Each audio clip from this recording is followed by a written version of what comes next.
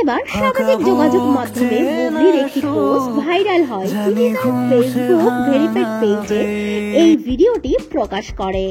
ভিডিওটি দেখে বোঝা যাচ্ছে বুবলি কি নতুন করে আবার প্রেমে পড়েছে কি। দর্শক, আমার মতো কিন্তু অনেকেই এই কথাটি কমেন্ট করে লিখেছেন। আবার অনেকেই লিখেছেন সাকিবের সঙ্গে বুবলির নাকি আবারও তলে তলে ঠিক টেম্পো চলে যাচ্ছে।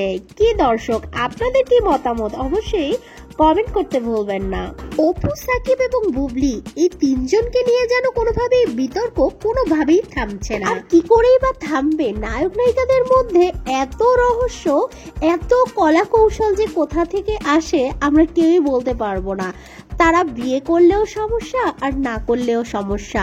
কেমন যেন একটা কৌতূহলপূর্ণ লাইফ লিড করে নায়ক নায়িকারা।